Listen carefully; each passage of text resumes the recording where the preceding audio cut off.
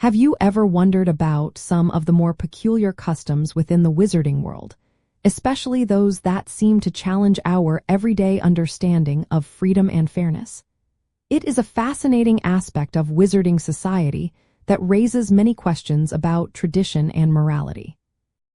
Wizards traditionally keep house elves as servants primarily because of the unique magical bond that governs these beings, making them innately inclined and often happy to serve a family or institution.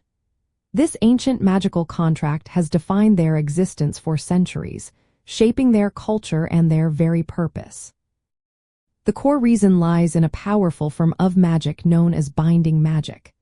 House elves are born into or acquire a magical servitude that ties them irrevocably to a wizarding household or property. This is not simply a job. It is a profound magical connection where an elf's very identity and happiness are often intertwined with their service. If an elf is without a master or a family to serve, they can become deeply distressed, even ill, highlighting the innate need for this bond within their magical makeup. Understanding this unique bond helps us appreciate the complexity of their role in wizarding society. For instance, house elves manage elaborate meals, clean sprawling manors, and even perform powerful protective enchantments for their masters, all while rarely complaining. They find profound and validation in fulfilling their duties, a stark contrast to how many might view such servitude.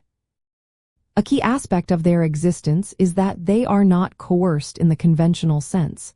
Their magic itself compels them, and freedom is something they must be granted through an act of intentional liberation by their master. This deep-seated magical compulsion means that a wizard does not force a house elf into servitude in the same way a person might hire a human employee. Instead, they accept an elf into their household, which then activates or reinforces the elf's inherent magical need to serve.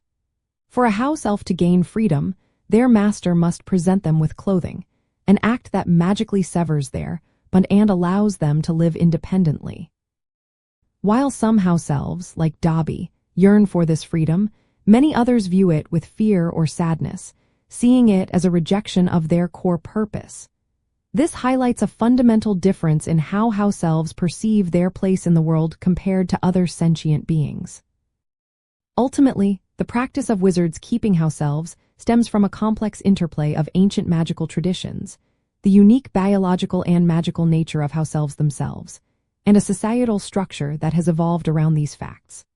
For many wizards, a house elf is not just a servant but an integral, magically bound part of their household, providing unwavering loyalty and invaluable magical assistance that defines a specific segment of wizarding life.